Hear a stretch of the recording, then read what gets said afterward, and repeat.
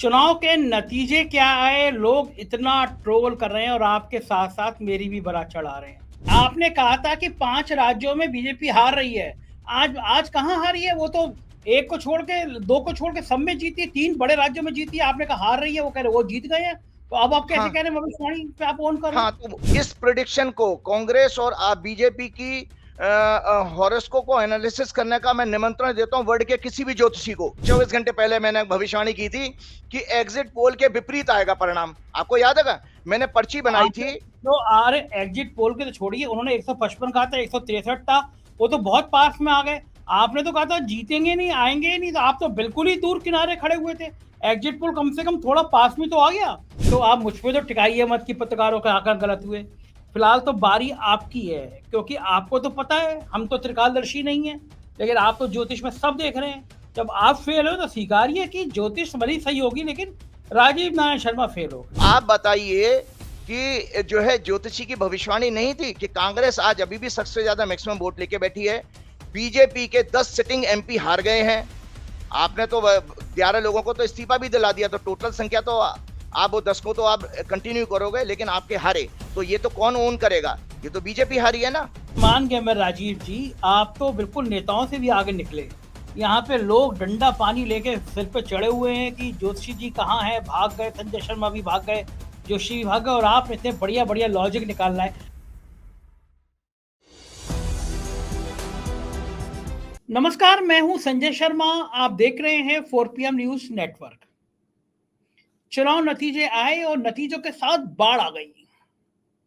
मेरे Twitter account पर, Facebook पर, मेरे यूट्यूब पर मेरे कमेंट होने लगे, वो जोशी कहाँ हैं, राजीव नारायण कहाँ हैं, क्या वो चले गए, भाग गए, छोड़ गए? उसे हर हर दिन मेरे वीडियो के नीचे सवाल आ रहे थे। मैंने कई बार कहा भी कि राजीव जी संडे को आते हैं, राजीव जी संडे को आएंगे। मैंने उनसे बात की, मैंने कहा आपकी भविष्यवाणी गलत हुई, संडे को आएंगे नहीं आएंगे? मुझसे बोले पक्का आऊंगा, बताऊंगा कि कारण क्या है। राजीव जी आ गए हैं संडे को, अभी उनसे बात करेंगे, लेकिन पहले खुशखबरी बता दूं मैं आपको। हम लोग पॉलिटिकल चैनल चलाते थे और कई राज्यों में हमने खड़े कर दिए, 9 चैनल बना दिए, नेशनल चैनल आपके सामने हैं। राज्यों में हमने खोल दिए, यूपी, बिहार, गुजरात, महाराष्ट्र, कर्नाटक, राजस्थान, मध्य प्रदेश, बिहार।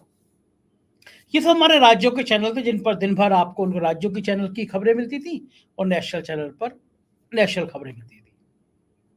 मेरे बहुत सारे मित्र, खासतौर से महाराष्ट्र के मित्र, कई बड़ी फिल्मों के डायरेक्टर, मेरे दोस्त मुझसे बात करते थे। महाराष्ट्र में 4 PM बहुत देखा जाता है।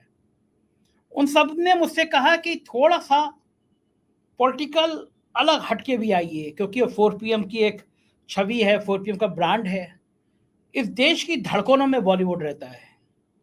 पिक्चरें इस देश में समाज पर बहुत असर डालती हैं, तो राजनीति के अलावा बॉलीवुड भी शुरू करिए। एक एक ऐसा बगीचा हो जिसमें हर तरह के फूल हो। तो मुझे सुझाव अच्छा लगा, और चूंकि इधर बॉलीवुड के कई बड़े लोग मुझसे संपर्क में भी आए, तो आप सबके प्यार के कारण 4 PM बॉलीवुड भी शुरू हो गया है। इसके नीचे लिंक है 4 PM बॉलीवुड का, और मैं आपसे अनुरोध करूंगा कि उस जिस तरह आप मेरे नेशनल चैनल को, मेरे राज्यों के चैनल को आप सब्सक्राइब करते हैं, 4 PM बॉलीवुड को जाइए, उसको भी सब्सक्राइब करिए। उस पर आपको मनोरंजन जगत की, फिल्मी दुनिया की बढ़िया बढ़िया खबरें मिलती रहेंगी, ट्रायल रूप में है। बहुत जल्दी आप 4 PM बॉलीवुड का वो संस्करण देखेंगे जो आपको मन को गुदगुदाएगा। फिल्मी इंडस्ट्री की वो सारी खबरें देखेंगे जो आपको देखना चाहिए। एक रिक्वेस्ट और है आपसे, आप जानते हैं कि किन तेवरों के साथ हम पत्रकारिता करते हैं, तो 4 PM को सब्सक्राइब और एक ज्वाइन बटन लगा है, उसको ज्वाइन जरूर कीजिएगा। मेरा आपसे अपेक्षा है कि आप मेरी इतनी मदद करेंगे, 4 PM को ज्वाइन जरूर करेंगे। अब बात राजीव नारायण जी की, और जो भाई लोग बहुत आलोचनात्मक तरीके से लिख रहे थे, कुछ अभद्र भाषा का इस्तेमाल भी कर रहे थे, उन सबके लिए हर शो में राजीव नारायण जी के शो से पहले मैं कहता था, हर बार आप मेरे कोई भी पिछले वीडियो डालकर दिख लीजिए, मैं कहता था मुझे ज्योतिष में यकीन है, इसलिए मैं ज्योतिष का प्रोग्राम कर रहा हूँ। आपको अगर ज्योतिष में इंटरेस्ट हो, अगर आपको ज्योतिष में रुचि हो, तो इस प्रोग्राम को देखिए, वरना बिल्कुल मत देखिए। हजारों भविष्यवाणियां सही होती हैं, लाखों गलत होती हैं, लाखों गलत होती हैं, हजारों सही होती हैं, अलग अलग विधा है। आपका मन हो तो देखिए, आपका ना हो तो बिल्कुल मत देखिए। अब राजीव जी की ब्रांडिंग इतनी ज़बरदस्त है कि दुनिया में 2-3 दर्जन देश ऐसे हैं जहाँ से कंटिन्यू राजीव जी के बारे में मेरे पास मेल आते हैं। और जब भविष्यवाणी गलत भी हुई है तो भी निरी सारी बातें आई। तो ये भविष्यवाणियाँ क्यों की गई थी राजीव जी ने, क्यों गलत हुई, इसके विषय में मैं क्या बताता, तो राजीव जी को बताना था। और आप सब लोग पूछ रहे थे राजीव जी कहाँ हैं कहाँ हैं, तो मैंने कहा था संडे को आएंगे। तो राजीव जी हाजिर हैं, मैं बिना कुछ समय गंवाए उनके पास चलता हूँ। आपके मन की सारी बातें मैं पूछूंगा उनसे। आपको सुनिए, पूरा वीडियो देखिएगा, क्योंकि राजीव जी ने इस वीडियो में बहुत सारी बातें कही हैं, तो सुनना चाहिए उन बातों को। चलते हैं राजीव जी के पास। स्वागत है राजीव जी आपका। चुनाव के नतीजे क्या आए? लोग इतना ट्रोल कर रहे हैं और आपके साथ साथ मेरी भी बड़ा चढ़ा रहे हैं। पूछ रहे हैं कहाँ गए जोशी जी, कहाँ गए जोशी जी। मुझे 3-4 बार कहना पड़ा कि भाई जोशी जी संडे की सुबह आते हैं, संडे तक इंतजार कर लो, हम पूछेंगे जरूर जोशी जी कहीं नहीं गए। लेकिन मुझे उम्मीद नहीं थी कि इतने सारे लोग, इतने मैसेज, इतनी ट्रोल आदमी सब जुट गए कि जोशी जी कहाँ चले गए। उनकी बात गलत हो गई। और बात तो सही है राजीव जी, दुख तो होता ही है, लोगों को बड़ी उम्मीद थी आपसे। लेकिन महाशय जी, आप तो कह रहे थे सब 5 राज्यों में सुपड़ा साफ हो जाएगा। आपकी भविष्यवाणी तो बिल्कुल झाड़ू लग गई आपके। अब आपको दुख लग रहा होगा, डर लग रहा होगा, दर्द लग रहा होगा। आपको कैसा लग रहा है कि सब कुछ गलत हो गया? एक ज्योतिषी का सब कुछ गलत हो जाए, इससे बुरा उसके साथ और क्या हो सकता है? देखो मैं आपको बताता हूँ संजय जी, मुझे किंचित मात्र भी कोई अफसोस नहीं हो रहा है अपनी प्रेडिक्शन पर। और हनुमान जी की कृपा से आज की डेट में भी मैं अपनी प्रेडिक्शन को 100% एक्यूरेट मानता हूं और उसको स्टैंड करता हूं, ओन करता हूं। आप उसके बाद मैं आपको उदाहरण देता जाता हूं कि वो क्यों ओन एक करता सेकंड, हूं। एक सेकंड, आपने कहा था कि 5 राज्यों में बीजेपी हार रही है। आज आज कहाँ हारी है? वो तो एक को छोड़ के, 2 को छोड़ के सब में जीती है, 3 बड़े राज्यों में जीती है। आपने कहा हार रही है, वो कह रहे वो जीत गए हैं। तो अब आप कैसे हाँ कह रहे हैं भविष्यवाणी पे आप ऑन कर रहे हाँ, हैं? तो वही वही वही मैं बात बता रहा हूँ कि सबसे पहले हमें इसमें मैं शुरुआत करता हूँ कि हमको ये इस पे जाना पड़ेगा कि भाई ज्योतिष है क्या। ज्योतिष को मैं आपके दर्शकों को अभी के प्रोग्राम में मैंने कहा था, वेद हैं, वेद के 6 लिम्ब हैं, 6 अंग हैं। जो है शिक्षा, शिक्षा का मतलब स्वर व्यंजन और वर्ण का ज्ञान, उसकी शिक्षा। दूसरा अंग है कल्प, कर्मों की व्याख्या करने वाला ज्ञान। इसके अंदर विधि, नियम, न्याय, कर्म और आदेश का विचार है। तीसरा आता है निरुक्त, शब्दों की विवेचना और उसका विस्तार। चौथा आता है उसका अंग व्याकरण, शब्दों के शुद्धिकरण का ज्ञान व्याकरण है। पांचवा आता है छंद, इसका अर्थ है आनंद। वेदों में 7 छंद हैं। गद्य यानी कविता को नियम बांधने वाला ज्ञान छंद कहलाता है। छठवां आता है ज्योतिष, जिसको नेत्र माना गया, दिव्य दृष्टि। काल गणना, यज्ञ का विधान, विशिष्ट काल में करने का ज्ञान। नक्षत्र, तिथि, पक्ष, मास, ऋतु और संवत्सर का ज्ञान, ये ज्योतिष में आता है। और को टोटल 237 मंत्र हैं वेदों में।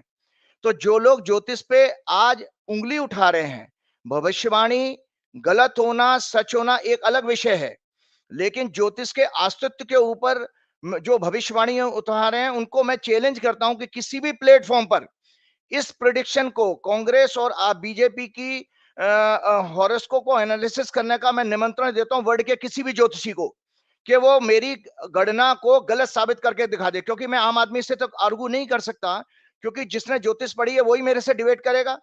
तो मैं अपने जो शास्त्र को पूरी तरह डिफेंड कर रहा हूं, क्योंकि वो तो वैदिक ज्ञान है और वेद कभी असत्य हो नहीं सकते। सबसे बड़ा उदाहरण एक और देता हूं कि दर्शक ये देखें, गीता प्रेस ने पूरा ज्योतिष तत्वांक निकाला था। ज्योतिष के ऊपर पूरा एक जो है पूरा का पूरा इतना मोटा जो है अंक निकाला ज्योतिष ने। तो जो लोग ज्योतिषियों का मजाक उड़ा रहे हैं, आज ये सोचिए संजय जी, भविष्यवाणी तो सभी कर रहे थे, पत्रकार भी कर रहे थे, पॉलिटिकल पंडित भी कर रहे थे, और वो सेफोलॉजी एग्जिट ओपिनियन पोल भी कर रहे थे। सबने, आप जब अगर फ्यूचर की कोई बात कहते हो, 6 महीने साल भर पहले से कर रहे थे कि भाई मध्य प्रदेश में एक सरकार। एक सेकंड, एक कहावत कही जाती है कि हम तो डूबेंगे सनम, तुम्हें भी डूबेंगे। भविष्यवाणी आपकी गलत हुई और आप आरोप मुझ पे लगा रहे हैं कि पत्रकार भी गलत कर रहे थे। हम तो नहीं आपके नहीं शो में आपकी बात कह रहे थे। नहीं नहीं, पत्रकार गलत नहीं कर रहे थे। मैं आपको इसलिए बात बता रहा हूं, मूल कहां है, दर्शकों को जो समझना पड़ेगा क्या चीज गलती हुई है। तो जब पत्रकार जो करे, जो उनका प्रोफेशन है, मैं आपका प्रोफेशन में उसका मैं रेस्पेक्ट करता हूं। आप लोग फील्ड में जाते हो, मेहनत करते हो, नाना किस किस तरह के मौसम में, परिस्थितियों में आप लोग रहते हो, उसके बाद आपने जो आकलन किया फील्ड में जाकर के स्टडी करके, वो भी बिल्कुल 180 डिग्री अपोजिट आ रहा है। इसके अलावा आपको बता देता हूं, दर्शकों को यह ज्ञान होना चाहिए कि सारे के सारे एग्जिट पोल गलत हुए हैं, इंक्लूडिंग इंडिया टुडे का भी। इंडिया टुडे का जो वो मध्य प्रदेश में 155 दे रहा था, मैं मैथमेटिक्स का विद्यार्थी हूं, आपको मैं बताऊं, जब उसने मार्जिन ले लिया था ±5% का, 140 से 155, तो 155 से ऊपर नहीं जानी चाहिए, क्योंकि मार्जिन तो वो ले चुका है। साइंस में इसको मतलब फ्लॉड माना जाता है। ये बेसिकली गलत रूल हो गया कि आप मार्जिन को प्लस माइनस लेने के बावजूद भी अगर सीटें आपकी ज्यादा आ रही हैं, तो वहां तो 160 165 करीब आई हैं, 163-65 मध्य प्रदेश में। तो इसका अर्थ है कि टोटली पूरी तरह से एग्जिट पोल गलत होगा। मैंने अपनी आपको एक दिन पहले, 24 घंटे पहले मैंने भविष्यवाणी की थी कि एग्जिट पोल के विपरीत आएगा परिणाम। आपको याद है, मैंने पर्ची बनाई थी। जो आ रहे एग्जिट पोल के तो छोड़िए, उन्होंने 155 कहा था, 163 था, वो तो बहुत पास में आ गए। आपने तो कहा था जीतेंगे नहीं, आएंगे ही नहीं, तो आप तो बिल्कुल ही दूर किनारे खड़े हुए थे। एग्जिट पोल कम से कम थोड़ा पास में तो आ गया। नहीं पास नहीं, एक ऐसा बिल्कुल आपकी बात ठीक है। देखिए पास में आ गया। अगर जब किसी फॉर्मूले पे काम करते हो तो फॉर्मूले की एक्यूरेसी के लिए आपने जब मार्जिन ले लिया था तो उस मार्जिन से डेविएट नहीं होना चाहिए। और फिर वो तो मध्य प्रदेश, वो उसमें राजस्थान में और छत्तीसगढ़ में तो कांग्रेस की सरकार बना रहे थे। तो आपका एग्जिट पोल, जो उनके पास करोड़ों रुपए जिनके पास मिलता है, जिनको पैसा, मतलब जो लोग जिनके पास साधन है, एक ज्योतिषी के पास क्या साधन है? मेरा कोई राजनीतिक पार्टी से लिंक नहीं है, ये तो मैं अपने पैशन है मेरा एस्ट्रोलॉजी। उस पैशन के लिए जो भी इंफॉर्मेशन मेरे पास है और सालों साल की रिसर्च है, उसको, उस काम को लेकर के मैं आप लोगों के सामने आया हूं, लोगों के सामने आया हूं। और कोई किसी से कोई पैसा नहीं, कोई दूर भी नहीं गया, मैं तो घर में बैठ करके प्रेडिक्शन कर रहा हूं। अब आता है कि जब वो लोग जो फील्ड में गए थे वो गलत हो सकते हैं, तो इसमें सच कौन हुआ है? सच केवल एक ही आदमी हुआ है। मैं आपको जानकारी दर्शकों को बताना चाहता हूं, आपके सारे दर्शकों को, विश्व के लोगों को। मुझे 2 हफ्ते पहले संघ के प्रचारकों ने कहना शुरू कर दिया था कि हमारी 3 राज्यों में सरकार बन रही है। नरेंद्र मोदी जी और अमित शाह हर चुनाव रैली में जाते हैं कि इस बार हमारी 150 से ऊपर सीटें आएंगी, हम भाई आपके पास कौन सी ऐसी दिव्य शक्ति आ गई, संघ के लोगों को पास आ गई? और तो और रामभद्राचार्य जी जो नेत्रहीन है, जो संत हैं, वो कह रहे हैं अपने भक्तों को कि 3 राज्यों में सरकार बनी। 5 नहीं कहा है, 3 में। अगर वो कहते, बीजेपी को आशीर्वाद देते कि बीजेपी की सब जगह सरकार बनेगी, तो समझ में आता, लेकिन स्पेसिफिकली 3 राज्य क्यों कहा? तो इसका अर्थ समझ जाइए कि आज सारी एग्जिट पोल बंद कर दें, और आरएसएस ही अपनी सबसे बड़ी एजेंसी खोल सकता है एग्जिट पोल की, क्योंकि आरएसएस की तो एग्जिट पोल ठीक हो गई, ओपिनियन पोल भी ठीक हो गई। तो ये सब एक कांड है, लेकिन मैं अपनी भविष्यवाणियों को आज आपके सामने सिलसिलेवार रख रहा हूं। पहली बात तो भविष्यवाणी मेरी गलत नहीं है। आपको एक उदाहरण देता हूं, उसको आध्यात्मिक शक्ति, क्योंकि ज्योतिष, आप समझ लीजिए, मैंने दिखा दिया, पूरा अंक निकाला था गीता प्रेस ने। ज्योतिष जो है 2 विद्याओं का संगम है। ये धार्मिक बात भी है, क्योंकि जब तक आप उस तक नहीं जाओगे तब तक रूट नहीं निकाल पाओगे, क्योंकि केवल दुनिया में और कोई साइंस इसको मैच कर ही नहीं सकती है। ज्योतिष परा और अपरा विद्या का जो है संगम है। परा विद्या कहते हैं ब्रह्म ज्ञान, और अपरा विद्या कहते हैं मॉडर्न नॉलेज। जितनी भी मॉडर्न नॉलेज है अपरा विद्या कहलाती है, जिससे आपकी जीविका चलती है। ठीक, तो मैं आपको बताता हूं कि ज्योतिष के अनुसार जब भी देखिए अधर्म जब होता है, तो भगवान को भी माया के आगे झुकना पड़ा। माया का अर्थ होता है पैसा, ताकत, शक्ति और नाना प्रकार के षड्यंत्र। तो आप मेरी भविष्यवाणी को ये मान के चलिए कि फॉर द टाइम बीइंग लोगों को ये रिजल्ट नहीं दिखाई दे रहे हैं, लेकिन इसके रिजल्ट के परिणाम किसी न किसी रूप में आप लोगों के सामने आना शुरू हो जाएंगे। अगले दिन से आ भी रहे हैं। और वो, मैं पहले उस पे आता हूं, भगवान राम जी, ये वाल्मीकि रामायण है, ये वाल्मीकि रामायण है, और तुलसीदास जी की रामायण से ज्यादा ऑथेंटिक यही है, क्योंकि वाल्मीकि जी इसी पीरियड के थे। तो वाल्मीकि रामायण में एक प्रसंग आता है, राम जी जब पंचवटी में थे, तो मारीच जो है, जो शूर्पणखा का बदला लेने के लिए रावण ने जब अपने मामा को सोने का हिरण बना के भेजा, तो भगवान राम तो स्वयं विष्णु के अवतार थे। वो नहीं पहचान पाए थे कि आदमी जो है इसमें नकली आदमी है। भगवान होकर के वो गलती कर रहे हैं, और उसके पीछे चले गए, और अपनी पत्नी को अकेला छोड़ गए, और पत्नी को राक्षस उठा के ले गया। और उसके बाद सारा कांड हुआ कि वो रावण मरा, पूरा युद्ध हुआ, 14 साल का संघर्ष। तो मैं आपको बता देता हूँ, ईश्वर भी कभी-कभी, ऐसा हमारे पौराणिक इतिहास में लिखा है कि भगवान भी माया को एक बार के लिए, कुछ क्षणों के लिए सफल हो जाने देते हैं, क्योंकि उनका लक्ष्य उससे ज़्यादा बड़ा होता है। अगर वो सीता जी को नहीं उठने देते वहाँ से, किडनैप नहीं होने देते, तो रावण नहीं मरता। तो इसी तरह 3 राज्यों की जो सफलता है, इसी उदाहरण से मैं जोड़ रहा हूँ। इसमें 2024 में ये वापस नहीं आने वाले हैं। आज फिर मैं उस पर हूँ। ये फिर शुरू हो गए आप। अभी हार की इतनी गलत भविष्यवाणी की है और आप फिर 2024 में शुरू हो गए, 2024 में नहीं आएंगे। आप हाँ, अपनी अपनी बात लाके पहले तो आपने पत्रकारों पर टिकाई कि हम घूम रहे थे, आप मुझ पे कमेंट कर रहे हैं, मैं घूम रहा था, मैं तो मान रहा हूँ कि मैं घूम रहा था और मैंने कहा मुझे मध्य प्रदेश में दिखी कांग्रेस की बात बढ़त, तो मैंने कहा मैं आज भी स्वीकार करता हूँ। मैंने तो इस पे शो भी किया कि मैं मध्य प्रदेश में घूम रहा था, कम से कम अगर मैंने 1000 लोगों से बात की होगी तो उसमें 800 ने कांग्रेस की बात करी। मैं तो आज भी कहता हूँ। और मैं तो दूसरी बात कह रहा था कि भाई मैं अकेला छोड़ दीजिए, दिल्ली के जो पत्रकार जा रहे थे उनको भी मध्य प्रदेश में कांग्रेस नजर आ रही थी। जो एबीपी पे सी वोटर के इतना प्रोमिनेंट, इतना इंपॉर्टेंट फिगर है, उसने भी कहा मध्य प्रदेश में कांग्रेस की सरकार बन रही। तो मैं ये बात तो मैं स्वीकार कर लेता हूँ कि चलो मंगल ग्रह से, चांद से कुछ एलियंस आए थे, उस ग्रह में रहने वाले लोग, उन्होंने प्रदीप गुप्ता के कान में कहा कि 155 से ज्यादा सीटें आएंगी। फिर चैनल चुनाव ने किस चैनल पे बताया जाइए, तो एक ही चैनल था जो तिहाड़ जेल में रिश्वत मांगने में गए हों पत्रकार, उनको अपने सम्मान देता हो, तो वो आज तक था। तो उन्होंने आज तक पे कह दिया 155 से ज्यादा आएंगी, 163 पे आएंगी। अब मैं भी चकराया, भाई ये कैसे हो सकता है। फिर मैं बहुत कैलकुलेशन करता रहा, लेकिन अगले दिन दिग्विजय सिंह ने एक ट्विटर पे एक ट्वीट कर दिया और कह दिया मध्य प्रदेश में एक नेता ने अपनी फेसबुक पे लिखा, वोटिंग होने के तत्काल बाद लिखा कि कांग्रेस के प्रत्याशी को 77,000 कुछ वोट मिलेंगे और भाजपा के प्रत्याशी को 93,300 वोट मिलेंगे। और दिग्विजय सिंह ने लिखा है कि इलेक्शन के वोट पड़ने के अगले दिन लिख दिया गया था, रिजल्ट नहीं खुला था। और जब पेटी खुली, रिजल्ट खुला, ईवीएम खुला, तो ईवीएम में उतने ही वोट निकले। तो मैंने तो एक शो भी किया था, जय हो ईवीएम मैया की। तो राजीव जी, तो आप मुझ पर तो टिकाइए मत कि पत्रकारों का आंकड़ा गलत हुए। फिलहाल तो बारी आपकी है, क्योंकि आपको तो पता है, हम तो त्रिकालदर्शी नहीं है, लेकिन आप तो ज्योतिष में सब देख रहे हैं। जब आप फेल हो तो स्वीकारिए कि ज्योतिष भली सही होगी, लेकिन राजीव नारायण शर्मा फेल हो गए, लोग ये कह नहीं, रहे हैं। वो देखिए, वो मैंने कहा ना, आने वाले वक़्त राजीव नारायण शर्मा जी फेल हो गए, ठीक है, अभी तो कुछ लोगों को ये सामने दिख रहा है, लेकिन राजीव नारायण शर्मा जी की एक भविष्यवाणी आप ये क्यों भूल जाते हैं? आप ही के प्रोग्राम में 30 अक्टूबर से पहले मैंने ये कहा, सारे प्रोग्राम में दर्शकों को कभी दिखा दीजिएगा उसकी क्लिप जो है पूरी।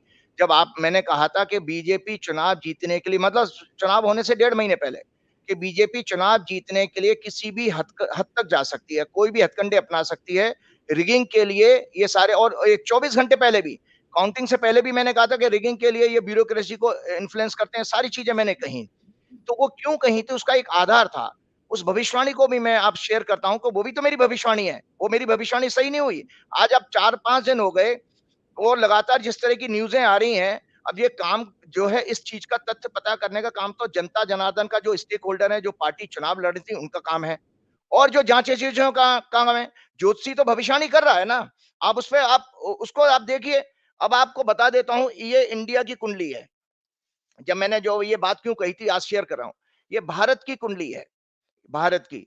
और इसमें मैंने ये इंक्लूड किया, ये है आपका चुनाव, यहाँ से देखा जाता है। और ये आपकी इस एक्सिस में इसका अर्थ बता देता हूँ आपको, कि मैंने आपके प्रोग्राम में, ये जब आपने मेरे से पूछा कि राजीव जी इसका मतलब, आपने पूछा था कि राजीव जी इसका मतलब ये 5 राज्यों में गड़बड़ी कर लेंगे, फिर आपकी भविष्यवाणी कैसे सही होगी? तो मैंने उस समय एक छोटी-सी मिस्टेक करी थी, कि मैंने कहा था नहीं कर पाएँगे। आज उस मिस्टेक को स्वीकारता हूँ, वो कैलकुलेशन छोटी-सी क्यों गलत हुई है, कि जितने भी ज्योतिष, क्योंकि ये ज्योतिषियों के लिए अब सब्जेक्ट है, मैं आप जान 30 अक्टूबर को राहु अपनी तुला और मेष की एक्सिस से राहु केतु अलग हो रहे थे 30 अक्टूबर को। भारत के जितने भी जोशी हैं, ये लोग मीन का, टेक्निकल बात है, आपके दर्शकों को लोग समझ नहीं है ये, क्योंकि मेरा सब्जेक्ट है तो मुझे उसको एक्सप्लेन करना ही है, कि राहु केतु मीन के जो थे, मीन मतलब एवरेज मोशन, राहु केतु जो है हमेशा वक्री रहते हैं, लेकिन कुछ समय के लिए मार्गी होते हैं और स्टेशनरी हो जाते हैं। तो हम लोग जब कुंडली बनाते थे भारतीय विद्या भवन में, तो हम लोग ट्रू का राहु लेते थे। ट्रू मतलब एक्चुअल पोजीशन क्या है, वो ट्रू मीन का राहु 30 अक्टूबर को बदलता है राशि। तो उस हिसाब से मैंने ये कहा था कि जब बृहस्पति फ्री हो जाएंगे, बृहस्पति हमारे कॉन्शियसनेस का सिग्निफिकेटर है, मतलब विजडम का, तो पब्लिक का विजडम होगा, लोगों का, अफसरों का, जो लोग चुनाव में लगे हैं वो लोग गड़बड़ी होने नहीं देंगे, ऐसा मैं मान रहा था। तो इसलिए मैंने कहा था ये नहीं कर पाएंगे। लेकिन आपको बता देता हूं कि वो मेरी मिस्टेक क्या थी। एक्चुअली में 28 नवंबर को राहु केतु ट्रू के राशि छोड़े हैं। तो दर्शक इस बात को मेरी समझें, और सारे जोशी जो देश के हैं उसको जरा कैलकुलेशन कर रहे हैं, अपने सॉफ्टवेयर में डाल के देखें कि ट्रू राहु केतु कब बदले हैं। वो 28 नवंबर को बदले हैं। तो आपके जितने चुनाव 28 नवंबर से पहले आए हैं उसका अलग रिजल्ट है, और 28 नवंबर के बाद वाला एक ही चुनाव हुआ तेलंगाना का, हुआ है ना, 30 को हुआ था वो। तो 30 तारीख के चुनाव का परिणाम अलग आ रहा है। तो ये जो एक्सेस है, ये फ्रॉड की एक्सेस है। मैंने इसमें लिखा भी है, ये कुंडली आप दर्शकों के साथ शेयर कीजिएगा। मैंने लिखा 12वां घर फ्रॉड का होता है, 6वां घर में, 8वां घर भी फ्रॉड का होता है। इसमें सत्ता का किसी तरह का फ्रॉड का इंडिकेशन आ रहा था। साथ में मैंने लगातार आपके हर प्रोग्राम में, लगभग प्रोग्राम में, भाजपा की कुंडली को भी शेयर किया है कि भाजपा की कुंडली में ये जो है उनका प्रयास करने का हाउस है। इनका ये चंद्रमा 6वें घर में बैठा है। ये आजीवन कभी भी ईमानदारी से कोई काम करेंगे नहीं, हमेशा छल कपट, झूठ, नफरत फैलाना, हिंसा, जो जितने भी सामाजिक बुराइयां हैं उससे संबंधित इनकी कार्यशैली रहेगी। तो देखिए, करने वाला जो चुनाव में सत्ता में बैठा है उसके अंदर सारी के सारे वो गुण मौजूद हैं जो अधर्म का रास्ता दिखाते हैं। भारत की कुंडली, क्योंकि चुनाव प्रोसेस 4 राज्यों में हो रहा था, तो मुझे, हम लोगों को भारत की कुंडली इसलिए लेके चलनी पड़ती है क्योंकि भारत सरकार इसमें इन्वॉल्व हो रही है। इलेक्शन कमीशन कॉन्स्टिट्यूशन पोजीशन है। उस कुंडली में भी 28 नवंबर तक राहु केतु की एक्सेस आ रही है, जिसके कारण एक फ्रॉड इंडिकेट हो रहा था। और आने वाले समय में मैं लोगों को ये कहता हूं कि जितने भी जो लोग हैं इस चुनाव से जुड़े हुए लोग, चाहे वो सारे डीएम हो मध्य प्रदेश के, छत्तीसगढ़ के, राजस्थान के, और चाहे वो इलेक्शन कमिश्नर तीनों हों, चाहे वो पीएमओ के बड़े अधिकारी हों, जैसे सीता जी ने अग्नि परीक्षा दी थी इंडिया रामलीला मैदान में दिल्ली के 1 लाख लोगों की भीड़ के सामने, कि मैं चैलेंज कर रहा हूं, अगर मेरी आप भविष्यवाणी पर प्रश्न उंगली उठा रहे हैं तो मैं भी एक आप लोगों से आग्रह कर रहा हूं कि 1 लाख की भीड़ के सामने रामलीला मैदान में ये लोग लाई डिटेक्टर टेस्ट पर, इनका लाई डिटेक्टर टेस्ट होना चाहिए।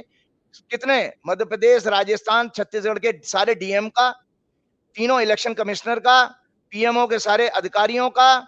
उसके बाद आपको सत्य पता लगेगा। लेकिन लाई डिटेक्टर मशीन भी जो है इंडिया की नहीं होनी चाहिए, विदेश से मंगवानी चाहिए, और विदेशी अफसरों के बीच में होना चाहिए। इंडिया के अफसरों पर भरोसा मत कीजिए, सब मिल गए हैं इसमें। तो ये चीजें ऐसा है, जब आप किसी की प्रिडिक्शन पर भविष्यवाणी कर रहे हैं, लेकिन सिस्टम को तो देखिए कि सिस्टम पूरा का पूरा इन्वॉल्व है। आने वाले टाइम में भी आप देखेंगे, 2019 में भी मेरी भविष्यवाणी गलत हुई थी। कुछ एक पत्रकार नाराज होंगे क्योंकि उनकी दुकान शायद नहीं चल रही थी उस दौरान। तो वो, मैं आपको बता रहा हूँ, 2019 में भी मेरे पास ये सूचना आ चुकी थी कि एक बड़ी पार्टी के मतलब बहुत बड़े नेता के पीए ने मुझे ये कहा था कि उनके पास रॉ के ऑफिसर्स की जानकारी है कि ये चुनाव 2019 का लोकसभा मैनिपुलेट करेंगे। लेकिन उस दौरान मैं अपनी बात को कहने से थोड़ा-सा दब इसलिए गया था, मेरे पास कोई माध्यम नहीं था। मैं कोई कमर्शियल ज्योतिषी नहीं हूँ, मेरे पास नहीं, ना मैं उस समय यूट्यूब भी नहीं होता था 2019 में। लेकिन आज मैं रिग्रेट करता हूँ कि काश मैंने उस समय ये कह दिया होता कि चुनाव रिगिंग होगा। लेकिन इस बार आपने मुझे मौका दिया और मेरा भाग्य अच्छा था कि मैं बात दर्शकों के सामने अपनी पहले ही कह गया। चुनाव होने से 1.5 महीने पहले ही कह गया कि भई चुनाव में सारे हथकंडे अपनाए जाएँगे चुनाव जीतने के लिए। तो ज्योतिषी की भविष्यवाणी को इस रूप में देखिए कि ये अभी फॉर द टाइम बीइंग एक ग्रहण तो लगा है इसको, लेकिन सत्य सामने आएगा। किस तरह से सत्य सामने आएगा, ना तो ये सत्ता चला पाएंगे या सत्ता चलाने में इनको बाकी दिक्कतें आएंगी, जिसका संकेत भी आप देख रहे हो कि आज एक राज्य में, 2 राज्यों में चीफ मिनिस्टर बन जाते हैं, लेकिन 5 दिन होने के बाद में भी अभी सत्ता में इनका चीफ मिनिस्टर नहीं बन पा रहा है। और मेरी भविष्यवाणी को जो आपके दर्शक एक और चीज को याद रखें, मैंने क्या कहा था, चुनाव के बाद सिर्फ फुटबॉल होगा इनके अंदर, इनके यहाँ इनके मतलब इनफाइटिंग होगी, खूब होगी, और वही उसी का नतीजा है कि ये अभी तक चीफ मिनिस्टर को नहीं डिसाइड कर पा रहे हैं।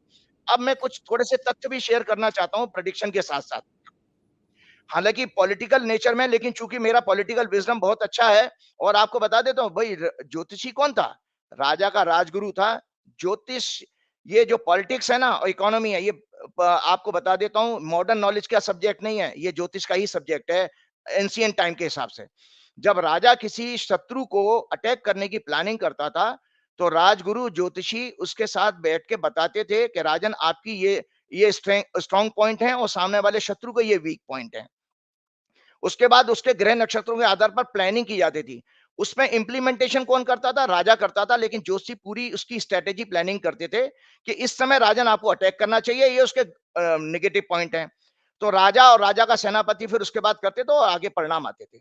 आज मेरे पास क्या है, मैं तो अपनी बात कह रहा हूं, लेकिन स्टेक होल्डर तो मेरी कोई बात नहीं सुन रहे हैं ना। तो मैं आपको फिर भी आपको बता देता हूं मेरी भविष्यवाणी के सत्य के कुछ प्रमाण, क्योंकि मुझे शेयर करना है। लोग कहते हैं कि भाई ज्योतिषी को राजनीति, अरे ज्योतिष का ही सब्जेक्ट है पॉलिटिक्स। पॉलिटिक्स अगर किसी को डिस्कस करनी चाहिए तो केवल एस्ट्रोलॉजर को करनी चाहिए, क्योंकि वो राजगुरु रहा है हमेशा से। तो मैं बता देता हूं कि कांग्रेस पर इन 4 राज्यों के वोटर्स ने बीजेपी से ज्यादा भरोसा जताया 11 लाख वोट ज्यादा दे करके। अगर कांग्रेस की कुंडली, आप मेरी भविष्यवाणी को कह रहे हो, अगर अच्छी नहीं होती, सारे हथकंडे के होने के बावजूद भी उनको 4 करोड़ 92 लाख वोट मिलते हैं, इनको लगभग, और इनको 4 करोड़ 81 लाख मिलते हैं। जब देश की बात करते हैं तो आप ये देखिए कि 11 लाख लोगों का भरोसा, वोट क्या है आपका भरोसा? जनता का भरोसा। जनता का भरोसा आज की एज ऑन डेट। आप जो सीटों की बात कर रहे हो संजय जी, सीटें क्या हैं? सीटें कैसे बढ़ जाती हैं? 5 वोटों से, 50 वोटों से, 100 वोटों के मार्जिन से, इससे आपकी संख्या बढ़ रही है। लेकिन मूल रूप से जब किसी पॉलिटिकल पार्टी का बेस देखा जाता तो ये देखा जाता जनता किस पे ज्यादा ट्रस्ट कर रही है, भरोसा किस पे ज्यादा। तो आज भी कांग्रेस के ऊपर भरोसा ज्यादा है, क्योंकि कांग्रेस की कुंडली, आज भी स्टैंड करता हूं, कांग्रेस की कुंडली बहुत अच्छी है बीजेपी के कंपैरिजन में। दूसरा बात मैंने बताया कि पोस्टल बैलेट पेपर के जरिए जो उनकी 197 सीट में जो दिग्विजय सिंह का ट्वीट था, वो भी एक इंडिकेशन देता है कि जब बैलेट पेपर से चुनाव होते हैं तो कुछ रिजल्ट अलग आते हैं, मशीन के जरिए अलग आते हैं। उस पर भी आऊंगा मशीन। एक और चीज मैं शेयर करता हूं कि इसमें नरेंद्र मोदी हार गए हैं। जो आप ये नैरेटिव चला रहे हैं बीजेपी वाले, एक अकेला सब पे भारी, मैं ये बताता हूं कि वो भारी नहीं है, बल्कि वो डिफेंसिव हो गया है। वो उसका डर है जो उसको तेजी से बोलने के लिए मजबूर कर रहा है। आप बताइए, बीजेपी ने मास्टर स्ट्रोक खेला था, कितने एमपी उतारे थे चुनाव में? 21। कितने जीत के आए हैं? 11। 10 एमपी नरेंद्र मोदी के हार गए हैं। इसमें नरेंद्र मोदी की व्यक्तिगत हार है। आज 302 से आप 292 पर आ गए हो। 272 का आंकड़ा है। इसका मतलब है आपका केवल विक्ट्री मार्जिन बहुमत से लोकसभा में 10-20 सीटें आगे है केवल। इतना कम हो गया? आप तो 350 400 की बातें कर रहे हो, और वो भी 10 एमपी किन लोगों से हारे हैं? छोटे भैया नेताओं से। विधानसभा का चुनाव कौन लड़ता है? छोटा नेता। आप विधानसभा का चुनाव आपके एमपी हार गए, तो आप लोकसभा का चुनाव क्या है? ये भी एक विक्ट्री है। किससे हारे? कांग्रेस के एमएलए के प्रत्याशियों से। तो ये नरेंद्र मोदी की व्यक्तिगत हार है, इसलिए बीजेपी को चिंता करनी चाहिए इसमें बीजेपी को। तीसरी बात आपको बताता हूं कि इसमें और 3 एमपी कौन हारे? 3 एमपी हारे आपके साउथ से। आप दक्षिण से पूरी तरह बाहर कर दिए गए भाई साहब। आपने जीते जी जो मुगल नहीं कर पाए वो आपने काम किया। उत्तर और दक्षिण डिवाइड हो गया। आपका राम मंदिर का मुद्दा भी बैकफायर हो गया, क्योंकि दक्षिण ने उस चीज को माना नहीं। आपका जे-एंड-के में भी राम मंदिर का कोई मुद्दा महत्वपूर्ण नहीं है। आपके पूरे एंटायर ईस्टर्न जोन में, साउथ ईस्ट जोन में कहीं राम मुद्दा कोई इंपॉर्टेंस नहीं रखता। ये मुझे तथ्य इसलिए देने पड़ेंगे क्योंकि ये बार बार मैं कहूंगा, पॉलिटिक्स, इकोनॉमी, वेदर, ये सब एस्ट्रोलॉजी के सब्जेक्ट हैं। तो आप बताइए कि जो है ज्योतिषी की भविष्यवाणी नहीं थी कि कांग्रेस आज अभी भी सबसे ज्यादा मैक्सिमम वोट लेके बैठी है। बीजेपी के 10 सिटिंग एमपी हार गए हैं। आपने तो 11 लोगों को तो इस्तीफा भी दिला दिया, तो टोटल संख्या तो आप वो 10 को तो आप कंटिन्यू करोगे, लेकिन आपके हारे तो ये तो कौन ओन करेगा? ये तो बीजेपी हारी है ना। तो अब आप बताइए, आपके और क्या क्वेश्चन है, मैं उसको और लेके जाता हूँ। लेकिन मान गया मैं राजीव जी, आप तो बिल्कुल नेताओं से भी आगे निकले।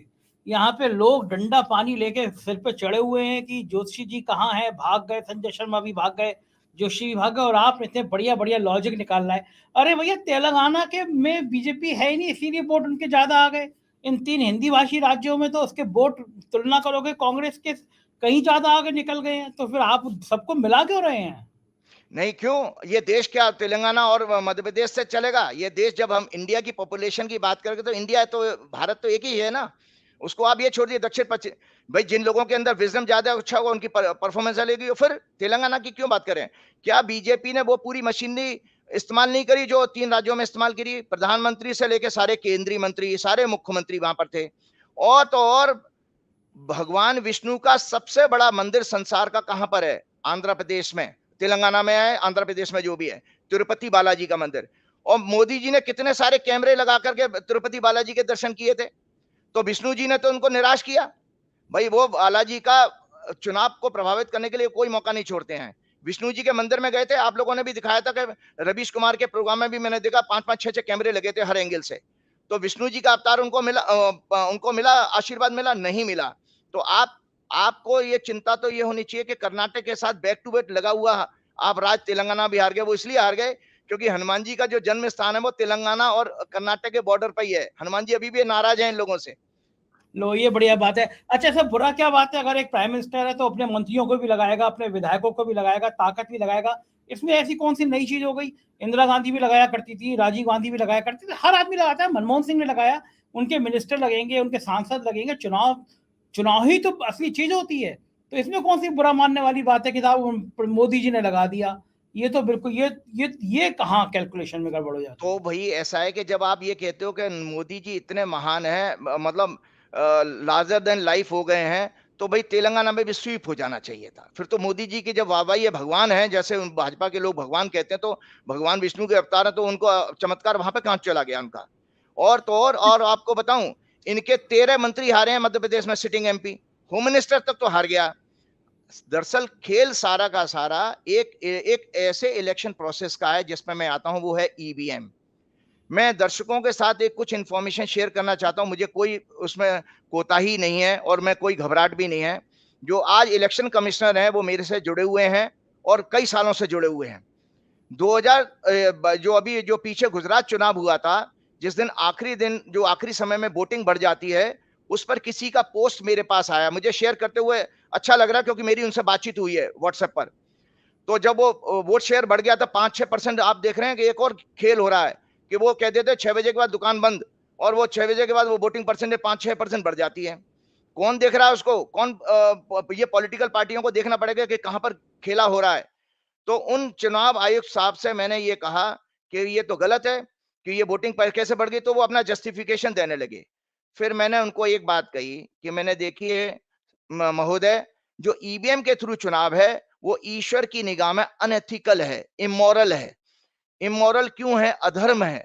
इसलिए संजय जी, आप ध्यान से, मेरे दर्शक सारे आपके इस बातों को सुने कि एक ऐसा डेमोक्रेसी का प्रोसेस सरकार चुनने का जिसमें स्टेक होल्डर को कोई जानकारी नहीं है। स्टेक होल्डर कौन कौन है इसमें? चुनाव आयुक्त, जो पॉलिटिकल पार्टियां लड़ रही हैं वो, जो ब्यूरोक्रेसी उसके लिए उनको कंडक्ट करने में हेल्प करती है, चाहे वो स्टेट की हो या केंद्र की हो, और इवन सुप्रीम कोर्ट के जजेस भी। जब मसला जाएगा ईवीएम का मैनिपुलेशन का, तो कोर्ट में जाएगा। कोर्ट क्या कहता है कि आप प्रूव करो। अब बताइए, एक वकील से, एक पत्रकार से आप कह रहे हो कि आप प्रूव करो। एक टेक्निकल चीज जो है वो आप उसको प्रूव करने कर रहे हो आप नॉन टेक्निकल आदमी से। तो ये प्रोसेस एकदम से फ्रॉड है, और इसमें पूरा पूरा मैनिपुलेशन होने का पूरा 100% नहीं, 1000% स्कोप है। कारण, उसका कारण बता देता हूं कि आप देखिए कि जिस समय इस समय देश की हालत क्या है, यहां पर पूरी ब्यूरोक्रेसी, इवन जजेस तक को नहीं छोड़ा उन्होंने। सब कुछ एक सत्ता के आगे नतमस्तक है। तो 2 कंपनियां जो आपकी ईवीएम बना रही हैं वो पब्लिक सेक्टर कंपनियां हैं, सरकार की कंपनियां हैं। उन सरकार के कंपनियों के डायरेक्टर और मैनेजिंग डायरेक्टर की क्या बिसात, क्या औकात है जो सरकार के साथ में जो विरोध कर सके या ना कर सके। तो इस पर प्रश्न चिन्ह लगते हैं। आप देखिए, आपसे 100 साल आगे है अमेरिका जैसा देश। वहां पर भी बैलेट पेपर से चुनाव होते हैं, क्योंकि वो लोग भी जान चुके थे कि ये एक ऐसा प्रोसेस है जो कभी भी कोई भी मैनिपुलेट कर सकता है, कोई भी हो। मतलब मैं तो ये कह रहा हूं, बीजेपी नहीं, कांग्रेस भी हो, वो भी कर सकती है। तो एक ऐसा प्रोसेस को आप लेकर के चल रहे हो। तो मैंने जब उनसे कहा, क्योंकि वो मेरे को तर्क देने लगे चुनाव आयोग साहब, अरे साहब बहुत अच्छा है, टाइम कम लगता है। मैंने टाइम कम लगता है, फिर बोले कि वो बैलेट पेपर से, मतलब चुनाव आयोग जो अभी भी है, अभी भी इलेक्शन कमिश्नर, वो मुझे कह रहे साहब बैलेट पेपर से कराएंगे इतने दिन लगेंगे। मैंने कहा 140 करोड़ लोगों का देश है ये, तो आप मैन पावर ज्यादा लगाओ ना। ये क्या क्या करेंगे 140 करोड़ लोग? आप लगाइए, तो आपका काम है। तो एक बात और टेक्नोलॉजी का मिसयूज का दो एग्जांपल और इसलिए बताता हूं क्यों टेक्नोलॉजी डेंजरस है। एक असिस्ट तो करती है, आपको हेल्प तो करती है टेक्नोलॉजी, लेकिन इसके इसके दुष्परिणाम कितने हैं। अभी आपने देखा कि वर्चुअल हियरिंग हियरिंग का कोर्ट में शुरू किया गया, लाइव टेलीकास्ट का, ठीक है जी। तो लाइव टेलीकास्ट का अभी 2 दिन 3 दिन पुरानी घटना है, कर्नाटक का है या कौन से साउथ के किसी स्टेट का है, वो उसमें पॉर्न जो है किसी ने लगा दी, पॉर्न मूवी लगा दी उसमें। तो हो गया टेक्नोलॉजी का मिसयूज, करते रहो तुम।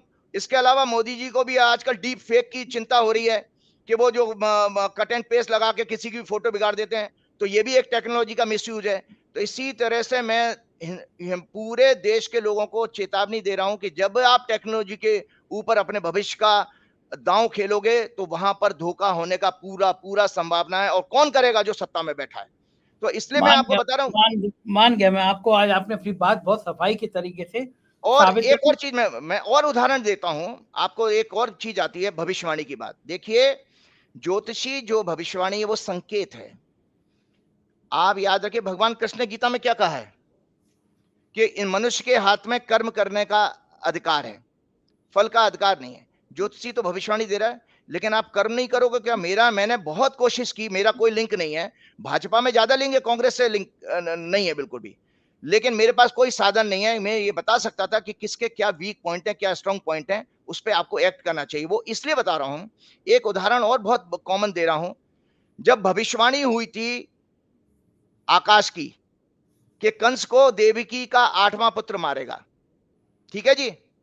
तो अगर देवकी कर्म नहीं करती, बच्चा नहीं पैदा करती, और बच्चे उसके साथ मार दिए, 8वें बच्चे को अगर वसुदेव उसके पिताजी सारे रिस्क उठा करके उसको लेके गोकुल तक सेफली नहीं पहुंचाते, यमुना में होते हुए गए, तो उन्होंने कर्म किया। उन्होंने बच्चे को पैदा भी किया, बच्चे को सेफ्टी के दी, तब उस बच्चे ने मारा। तो वहां पर आप ये बता दीजिए कि अगर आप ज्योतिषी भविष्यवाणियों के ऊपर कार्य नहीं करेंगे तो रिजल्ट कैसे आपके आ जाएंगे। पहली बात तो ये है क्योंकि ये सिर्फ और सिर्फ माया के कारण हुई है, और माया का देखिए ऐसा नहीं, परमात्मा ने भी सहारा लिया है। आज जो बीजेपी ने किया है ये माया का उदाहरण है। ये तीनों चुनाव जो है किए, मैं आज चैलेंज करता हूं, मैंने कह दिया ना, 1 लाख की भीड़ के सामने सारे लाइट डिटेक्टर टेस्ट कराएं अपना रामलीला मैदान में, और उसके बाद भविष्यवाणी, उसके बाद वो अगर भविष्यवाणी में गलत हो जाए तो मैं उसको ओन करता हूं कि भाई मैं, मेरे से बहुत बड़ा अपराध हो गया, बहुत बड़ा अपराध हो गया मेरी चलिए, भविष्यवाणी पे, तब आप ये तब सब तो प्रश्न चिन्ह लगाइए। ये सब तो होगा नहीं, लेकिन आखिरी सवाल ही बता दीजिए। तो इसीलिए फिर आप जब नहीं होगा तो आपको मेरी बातों को सुनना पड़ेगा कि इस ज्योतिषी ने ये बता दिया था कि इलेक्शन में फ्रॉड होने वाला है। अब उसको क्यों नहीं, आप उसको इंपॉर्टेंस क्यों नहीं दे रहे हो। एक उदाहरण और चलिए, देता हूं, एक और चलिए। उदाहरण देता हूं हाँ, कि इवन भगवान कृष्ण ने भी माया का सहारा लिया था। एक और बहुत कॉमन एग्जाम्पल, क्योंकि लोगों को मेरे से धर्म की बातें सुनना भी अच्छा लगता है।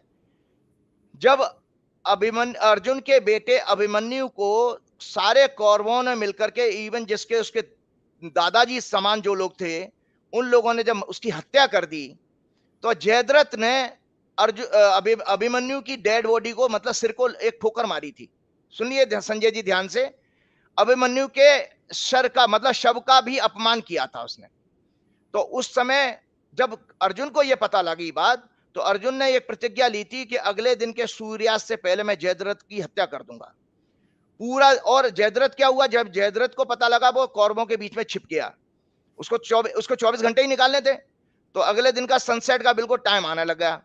तो भगवान कृष्ण को चिंता हुई, और उधर चिता की, हमने धार्मिक सीरियल में देखा है आपके बी आर चोपड़ा के, उधर चिता की तैयारी हो गई है, अर्जुन चिता पे बैठने जा रहे हैं। भगवान कृष्ण को चिंता हुई कि भाई ये तो धर्म का नाश हो जाएगा। अर्जुन कौन था, धर्म का प्रतीक था, और कौरव कौन थे, अधर्म का प्रतीक।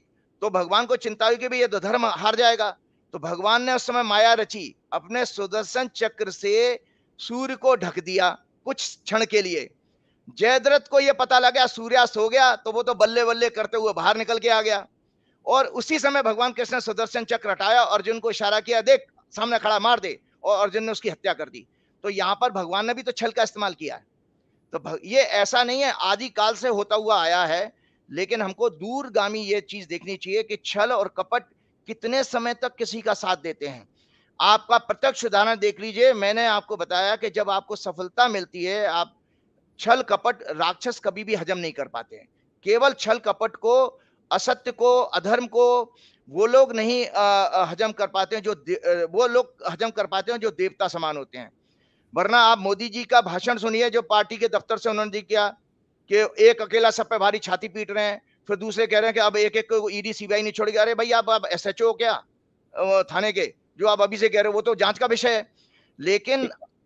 लेकिन आप ये देखिए कि जब आपके पास सफलता आती है तो आपके अंदर विनम्रता आनी चाहिए, लेकिन अगर विनम्रता के बजाय दुष्टता अगर आपके अंदर झलक रही है तो इसका मतलब आप किस प्रवृत्ति के हैं आप जानते हैं। मैंने आपको दर्शकों को ये बताया ही था कि जो है उसमें चैप्टर 16 के जो है श्लोकों में मैंने बताया था कि राक्षस के गुण क्या होते हैं। आज फिर दोबारा रिपीट करता हूं, उसका आकलन जो है दर्शक करें, मेरा काम नहीं है, दर्शकों का काम है।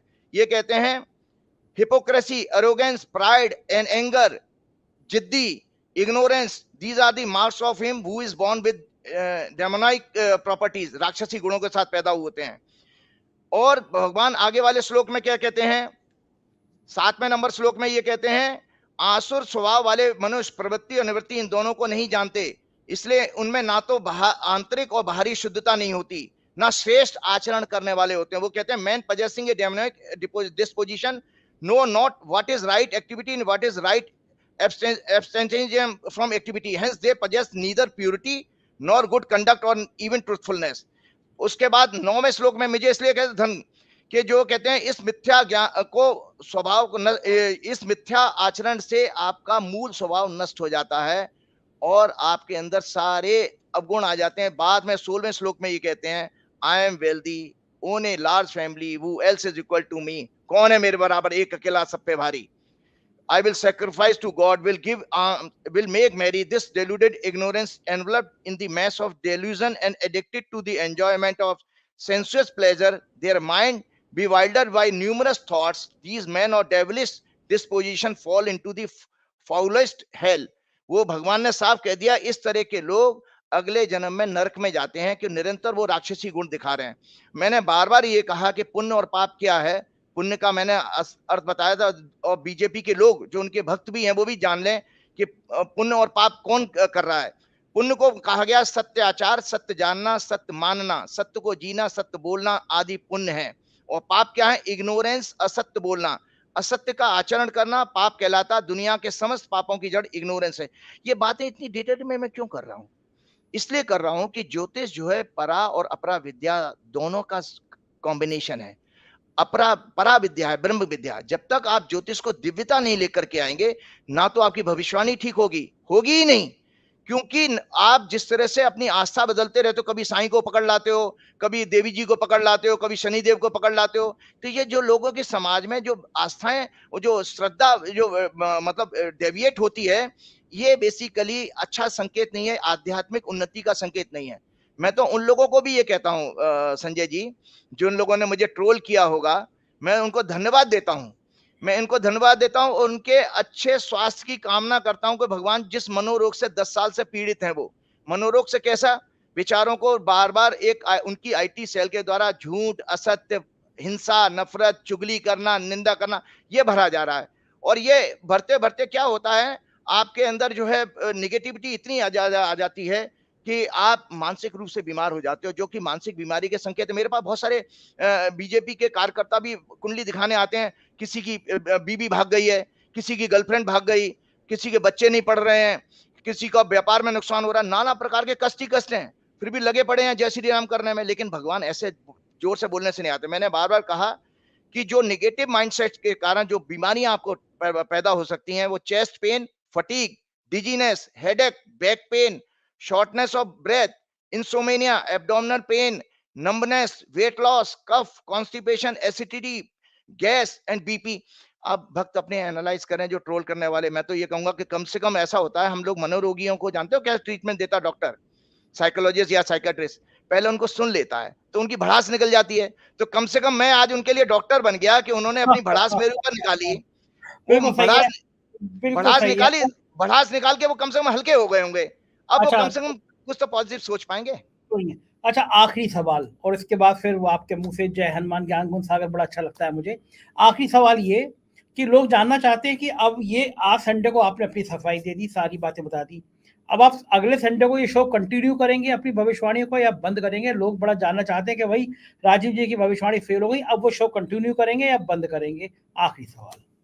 देखिए, ऐसा है, मैं शो कभी नहीं बंद कर, जब तक जीवित हूँ तब तक मैं ज्योतिष के लिए काम करता रहूँगा, क्योंकि मैं आपको बताता हूँ देखिए भगवान बार-बार कहते हैं कि आपको जीवन में हम सबको एक एक इस सिचुएशन को आकलन करना चाहिए कि आप एग्ज़ामिनर हो कि एग्ज़ामिनी, आप परीक्षार्थी हो कि परीक्षक। तो इंसान एक ही काम कर सकता है। तो मैं जी। परीक्षार्थी हूँ, मैंने अपनी भविष्यवाणी की और मैं इसलिए नहीं छोड़ सकता कि जब मैंने इंजीनियरिंग जैसा कैरियर, जब मैं इंजीनियरिंग पढ़ने गया और जिसमें एक बहुत अच्छा एग्जाम्पल भी आपको सुना देता हूँ। एक बड़ा अच्छा वाकया हुआ था। दरअसल जितने भी पहले बात पूरी करता हूँ, तो इंजीनियरिंग को छोड़ करके जब मैंने इस ज्ञान को पढ़ा, तो मुझे लगा कि इंजीनियरिंग का ज्ञान 1% भी मानवता की सेवा नहीं कर सकता, जो इसमें सेवा करने का मुझे मिशन दिखाई दिया। तो ये ज्योतिष मेरे लिए मेरे ब्लड में भी है, पैशन है, मेरा मिशन है। और इस ज्योतिष के जो मैं आपको बता रहा हूँ, अगर तभी तो मैंने कहा मैं तो खुला भी चैलेंज कर रहा हूँ दुनिया के किसी भी एस्ट्रोलॉजर के लिए। आप देखिए जहां बैलेट पेपर से चुनाव हो रहा है, अमेरिका जैसा चुनाव की दोनों भविष्यवाणी अकेला दुनिया का जोशी हूं मैं। सोशल मीडिया पे लोग चले जाएं, ये कम बड़ी बात है। आज अमेरिका में होता तो मुझे ग्लोबल हीरो बना दिया गया होता, क्योंकि बिना आप उस देश में जाए, यहां पर केवल आंकड़ों के आधार पर भविष्यवाणी कर रहे। क्यों सच हुई? कि वो ईवीएम पे नहीं हो रहा है चुनाव, वो ईवीएम पे चुनाव नहीं हो रहा है। तो एक किस्सा मैं आपको सुनाता हूं, इसलिए कि संघ के लोगों से मेरा उठना बैठना बहुत रहा है, टॉप लेवल पर। संघ के प्रचारक भी, भाजपा में भी मेरा, कांग्रेस में बिल्कुल जीरो कांटेक्ट है, किसी को जानता नहीं ना मेरे को, मेरा कोई शौक है इन लोगों के पास जाने का। तो इन लोगों को मैं क्या सुनता था, जब ये ज्योतिषी इनकी अगर इनकी मर्जी की भविष्यवाणी हो जाए तो बहुत अच्छे हमारे शास्त्र हैं। आप अगर इनकी मर्जी की भविष्यवाणी ना हो तो गाली देना शुरू कर दे, अरे बेकार है ज्योतिष वोतिष कुछ नहीं। तो एक कॉमन एग्जाम्पल देते थे ये आज दर्शकों को शेयर करना मेरे लिए जरूरी हो गया है। कॉमन एग्जाम्पल ये देते थे, आपका प्रोग्राम थोड़ा बड़ा हो जाए कि मुझे कोई बात नहीं, कोई अच्छा बात नहीं, लगे। कोई बात नहीं। सुनिए, तो अच्छा लगा आपको। उसमें वो एक कॉमन एग्जाम्पल देते, अरे देखिए साहब, राम जी के शादी का मुहूर्त जो है वशिष्ठ ने निकाला था, उसके बाद भी उनकी बीवी को इतने कष्ट हुए, फिर बाद में राम जी को बिना बीवी के रहना पड़ा। दूसरा बात कहते थे कि वो राम जी को वनवास जाना पड़ा, उनका राज्याभिषेक का मुहूर्त उन्होंने निकाला था, वो कहाँ वो वन में चले गए। तो मेरी एक बार 2017 की बात बता रहा हूँ, मेरा कुछ काम था, तो अमित शाह के पीए राकेश मिश्रा हैं, अभी भी हैं कि नहीं मुझे नहीं पता, मैं बहुत साल से मिला, 2017 की बात है। उनसे मेरा मिलना हुआ, तो बाई चांस मैंने गलती से मोदी जी की जो पहली वाली 2014 की शपथ थी उसकी कुंडली दिखा दी उनको, और ये कहा कि भाई मैंने कहा मोदी जी की सत्ता में जो है ना जनता सुख नहीं पा पाएगी ना, इकोनॉमी अच्छी करेगी। अरे भैया वो तो राशन पानी लेके बिल्कुल एग्रेसिव हो गया। मध्य प्रदेश का वो कार्यकर्ता है आरएसएस का, राकेश मिश्रा, मैं नाम ले रहा हूँ। तो राकेश मिश्रा ने कहा क्या है, आपने अपनी माँ बाप का पैसा बर्बाद किया, 25 लाख आपके इंजीनियरिंग पढ़ाने में माँ बाप ने खर्च किए, और इंजीनियरिंग छोड़ करके आप ज्योतिष कर रहे हो, और ये सब बकवास है फलाना ठिकाना। क्योंकि वो मोदी जी की सत्ता का मैंने भविष्यवाणी कर दी। मैंने रामलाल होते थे जो संघ के कोऑर्डिनेटर, उनको भी मैंने ये भविष्यवाणी दिखाई थी, बहुत सारे बीजेपी के लोगों को दिखाई, आपके प्रकाश जावड़ेकर को दिखाई, बहुत सारे लोग हैं मेरे जानने वाले बीजेपी में। तो मैं उसके बाद भाई साहब संजय जी, इंटरेस्टिंग केस है, और दर्शकों को भी आनंद आएगा। उस दिन तो मैं भाई साहब बिल्कुल पिट गया। मुझे समझ, मेरा काम था, उसने काम तो मेरा किया, काम मेरा करवा दिया था। अब मैं पिट गया, मेरे पास जवाब नहीं था उस दिन। यार मेरे पास ये जवाब नहीं था, क्या वशिष्ठ ने, ऐसा हो ही नहीं सकता कि वशिष्ठ ने मुहूर्त निकाला और राम जी वनवास चले जाए। मैंने बहुत सारे कथावाचकों को भी बात करी, किसी से जवाब नहीं मिला। ज्यादातर कथावाचक है ना देश में, वो रामचरितमानस की कथा करते हैं। असली ज्ञान जो है, हमारे गुरुजी राव साहब कहा करते थे, के.एन. राव, कि जीवन में मरने से पहले इन ग्रंथों को जरूर पढ़ना अगर अच्छा ज्योतिषी बनना है। तो ग्रंथ उन्होंने बताए थे, वाल्मीकि रामायण, दूसरी उन्होंने कहा था पद्म पुराण, विष्णु पुराण, नारद पुराण, और बताया था उन्होंने जो है गीता, साथ में विष्णु सहस्त्रनाम मुझे कंठस्थ याद है, मैं लाखों बार विष्णु सहस्त्रनाम का पाठ कर चुका हूं और कंठस्थ याद है मुझे अभी। तो ये बताते थे। तो मैंने एक बार, जब राम मंदिर का जो मुद्दा था ना, जब वो जजमेंट आने वाला था, उस दौरान एबीपी न्यूज पे मेरा प्रोग्राम लगा हुआ था। तो जानते हैं, मैंने दर्शक मेरे सुने मेरी बात को, मैं कितना साधारण सा भक्त हूं, कि मैंने ईश्वर से प्रार्थना की, हे भगवान, मरने से पहले एक बार मैं पूरी रामायण पढ़ लूं, कम से कम भगवान के पास जाऊंगा, मैं पूरी रामायण पढ़ के आया हूं। तो भाई साहब मैंने रात को 9 बजे से रामायण शुरू करी। 2 वॉल्यूम है गीता प्रेस के, ये दिखा रहा हूं, ये प्रथम खंड है, ये गीता प्रेस का। ठीक है, ठीक है। तो मैंने मरने से पहले मैंने पन्ना पलटते पलटते, क्योंकि मुझे डिबेट में बोलना था, तो पलटते पलटते वो जवाब मिल गया जो राकेश मिश्रा ने मेरे को पॉइंट आउट किया। तो मैं आज दर्शकों को बताता हूं कि ज्योतिष कितनी पुरानी है। इसी आधार पर सुप्रीम कोर्ट में जजमेंट मिला था ज्योतिष के फेवर में, क्योंकि के एन राव ने वाल्मीकि रामायण कोट की थी। आप याद रखिएगा, जो लोग ज्योतिष पे बहुत सारे पत्रकार भी होंगे, मॉडर्न जो नॉलेज जो की जब उनको थ्रेट लगती है ना ज्योतिष, तो फिर वो उंगली उठाने लग जाते, क्योंकि पढ़ा तो है नहीं। मैंने साइंटिस्टों को भी बहुत जबरदस्त आड़े हाथ लिया है टीवी चैनलों पर। I am the only astrologer जो पूरे टीवी एंकर्स के बीच में एक रेस्पेक्ट उसको अलग मिली थी, क्योंकि मैंने साइंस पढ़ करके मैं इस तरफ आया हूं। तो जबकि जो साइंटिस्टों के पास मैं कहता था कि आपने आपकी साइंस को मैंने पढ़ा है, आपने मेरी साइंस को पढ़ा है क्या, तो उनके पास जवाब नहीं होता था भाई साहब। तो मैं आपको बताता हूं उसका जवाब मुझे मिला। मैं पढ़ने 9 बजे से मैं बैठा, सुबह 4 बजे तक मैं पढ़ता रहा। 4 बजे तक मैंने दोनों वॉल्यूम को सरसरी निगाह मार ली, और अगले दिन डिबेट में बैठा ही था। और मेरी और दर्शक ये जाने कि राम मंदिर की भविष्यवाणी कब बनेगा राम मंदिर, ये भी मेरे नाम है। पूरे दुनिया का अकेला जोशी में हूं, शायद हनुमान जी की कृपा थी। तो इसमें दर्शकों को जानकारी के लिए बता रहा हूं, ये सब जो आरएसएस और बीजेपी के लोग और जो ट्रोल करने वाले लोग हैं, वो लोग इस चीज को सुने कि ये है 188 नंबर पे गीता प्रेस का वाल्मीकि रामायण, उसमें श्लोक नंबर चतुर्थ सर्ग है, श्लोक नंबर 18 है। दशरथ कहते हैं राम से, मैं इसलिए बता रहा हूं कि राम जी का मुहूर्त वशिष्ठ ने नहीं निकाला था, जो गलत फहमी है संघ के लोगों को, भाजपा के लोगों को, वो दशरथ का केवल स्वयं का निर्णय था। क्यों था? एक पिता मोहग्रस्त होता है ना, और उसको अगर ये जानकारी मिल जाए कि मैं मरने वाला हूं, तो जल्दी से वो चाहता है उसका पुत्र जो सत्ता संभाल ले। तो दशरथ केवल इमोशनली डिस्टर्ब एक पिता की तरह थे, जो उन्होंने निर्णय लिया। उसका वाल्मीकि जी कोट कर रहे हैं, क्योंकि वाल्मीकि जी और राम जी के जमाने के ही हैं, तो ये सत्य है। रामचरितमानस तो भक्ति है। तो लिखते हैं 18वें नंबर श्लोक में, श्री राम, ज्योतिषियों का कहना है कि मेरे जन्म नक्षत्र को सूर्य, मंगल और राहु नामक भयंकर ग्रहों ने आक्रांत कर लिया है। अगले श्लोक में कहते हैं, ऐसे अशुभ लक्षणों का प्रकट होने पर राजा घोर आपत्ति में पड़ जाता है, अंततो गोता उसकी मृत्यु भी हो जाती है। तो अब आप सोचिए, दशरथ खुद, कि दशरथ क्या हुआ था, दशरथ जोशियों के पास चले गए, तो जोशिया ने उनसे कहा, राजन आपके लिए मृत्यु तुल्य कष्ट आ रहा है। उससे दशरथ घबरा गए। तो घबरा करके फिर उन्होंने राम को अपने शयन कक्ष में बुलाया है, और शयन कक्ष में बुला के ये पिता पुत्र का संवाद हो रहा है, जो मैं आपको सुना रहा हूं।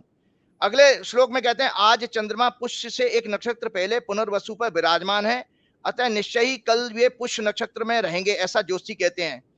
इसीलिए उस पुष्य नक्षत्र में ही तुम अपना अभिषेक करा लो। शत्रुओं को संताप देने वाले वीर, मेरा मन इस कार्य में बहुत शीघ्रता करने को कहता है। इस कारण कल अवश्य ही मैं तुम्हारा युवराज पद पर अभिषेक कर दूंगा। ये एक इतिहास बन जाएगा आपका प्रोग्राम, कि दुनिया में अकेला जोशी है जिसने ये बताया था कि ये जो मिथ को, अपने दिमाग से गंध को बाहर निकालो। दशरथ ने मोहग्रस्त होकर के स्वयं निर्णय लिया था, वशिष्ठ को पूछा भी नहीं था, जबकि वशिष्ठ उनके राजगुरु थे। और राजगुरु होने के नाते अगले दिन उन्होंने वशिष्ठ को बुलाया। तो याद रखिए कि वहां पर एक प्रोटोकॉल होता था, अगर राजगुरु से पूछा गया तो राजगुरु बड़ा, अगर राजा आदेश देगा तो राजगुरु भी दरबार के बाकी लोगों की तरह उसको मानता था। तो जब दशरथ ने वशिष्ठ से कहा है, इसी आगे श्लोक में लिखते हैं कि गुरुवर, मैंने राम का राज्याभिषेक निश्चित कर लिया है, आप तैयारी कराइए। तो वहां पर दशरथ जो है वशिष्ठ को आदेश दे रहे हैं, वहां पर राम जी मंद मंद मुस्कुरा रहे हैं, वशिष्ठ भी मुस्कुरा रहे हैं, क्योंकि काल की गति को तो जान चुके थे। तो मैंने भी काल की गति को जान लिया था, भविष्यवाणी मेरी ही ठीक है। चैलेंज है किसी भी जोशी को, किसी भी जोशी को। और आपको बता दूं, मतलब नहीं है कि बीजेपी की कुंडली में जो उसकी दशा चल रही है, जो बीजेपी कुंडली है, स्त्री लैंडस्लाइड विक्ट्री मिल जाए, this is next to impossible, next to impossible. चलिए, अब ये इसका मतलब कि आप शो जारी रखेंगे, अब तो हर हफ्ते बातचीत होती रहेगी। अब जाते जाते वो अपने मुंह से वो जय हनुमान ज्ञान गुण सुना दिए। हाँ, एक और मैं आपको शेयर करना चाहता हूं, मेरे जो आपके दर्शक, मुझे एक बहुत भावुक हुई हूं मैं, क्योंकि मेरे 5वें घर में चंद्रमा बैठा है। आपको बताता हूं कि जिस तरह की मुझे लगा था, जो मेरे पास रिस्पॉन्सेज आए हैं प्रेडिक्शन के बाद में, लोगों ने इतना मुझे अपनापन दिखाया है, और लोगों ने सोचा कि शायद मैं बल्कि मैं लो कभी हो ही नहीं सकता, क्योंकि हनुमान जी का भक्त कभी लो फीलिंग में जाएगा ही नहीं। तो इस तरह से हुआ। मैं ये सोचता था, मेरी 2 बेटियां हैं और बेटियां विदेश में हैं, अगर मेरी यहाँ पर कुछ हो जाएगा तो पता नहीं संस्कार करने आ पाएंगी नहीं आ पाएंगी। लेकिन आज जिस तरह की फॉलोइंग आपके प्रोग्राम की वजह से मेरी हो चुकी है, मैं बिलीव नहीं करोगे, मैं ऐसा लगता है कि जब मैं दुनिया से जाऊंगा तो बहुत सारी भीड़ होगी। क्यों? लोग इस रूप में मुझे देखने लगे हैं। तो लोग इतने भावुक, इतने लोभ, ये तो मुझे आज उनके लिए कुछ करना है, कहना है, वो इसके लिए मैं आपके 5-10 मिनट और लेता हूं। एक शब्द है डिप्रेशन। आप लो फीलिंग कब आती है? आप लो फीलिंग हमेशा तब आएगी जब आप पढ़ना लिखना बंद करें। तो घबराइएगा मत। डिप्रेशन के कारण जो है बेसिकली ये होता है कि हमारा जो माइंड है, ब्रेन, वो 2 पार्ट में है। आपका 10 से 12% कॉन्शियस ब्रेन है, 88% आपका सबकॉन्शियस माइंड है। सबकॉन्शियस माइंड क्या होता है? जिसमें आपके 84 लाख योनियों का डेटा रिजर्व है।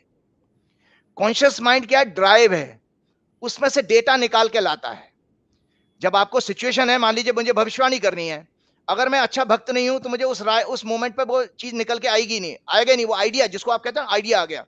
तो कॉन्शियस माइंड हमेशा पावरफुल होता है सेवा और सुमिरन से, जो जो कि गुरु नानक जी ने संदेश दिया था।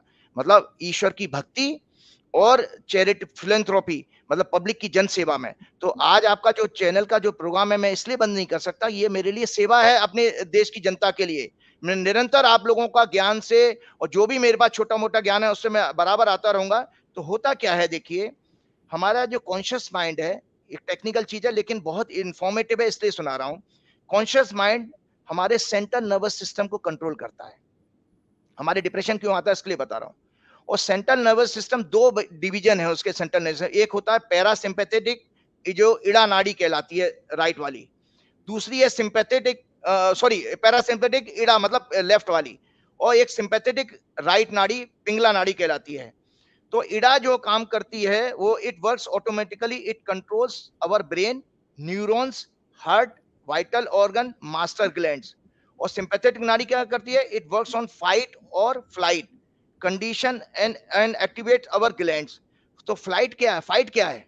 एंजाइटी। जब आप किसी चीज को पाने के लिए वो करते हो तो वो आपके अंदर उत्तेजना आती है, एंजाइटी होती है। और फ्लाइट मतलब भर के भाग जाना। जैसे लोग सोच रहे होंगे मैं भाग गया आपका प्रोग्राम छोड़ के या नहीं आऊंगा, तो वो डिप्रेशन की स्टेज कहलाती है। जो फ्लाइट है मतलब जिससे आप रणछोड़ बन जाते हो, युद्ध भूमि को छोड़ के बात, तो वो फ्लाइट कंडीशन है। उसमें क्या नुकसान होता है? आपके अंदर एक नेगेटिव हार्मोन पैदा होना शुरू हो जाते हैं। या तो आप ज्यादा खाना लगोगे तो वो 2 हार्मोन कहे गए हैं, कोर्टिसोल एंड एड्रेनल जो हार्मोन है, ये स्ट्रेस हार्मोन कहलाते हैं। ये दोनों के दोनों हार्मोन जो है बेसिकली फाइट और फ्लाइट कंडीशन में ही बनते हैं। आपको इसलिए बता देता हूं कि जब आप मेडिटेशन प्राणायाम करते हो तो आपका माइंड स्ट्रांग होता है, क्योंकि भगवान कृष्ण ने गीता के 6वें अध्याय में ये जो कहा है, वो मेरा मैसेज और सुन ले लोग। उद्रेत आत्मानम न आत्मानम अवसादेत, आत्मय हे आत्मानो मंदुरात्मय रिपुरात्मना। हे Arjun, one should lift oneself by own efforts and should not degrade oneself, for one's own self is one's friend and one's own self is one's enemy.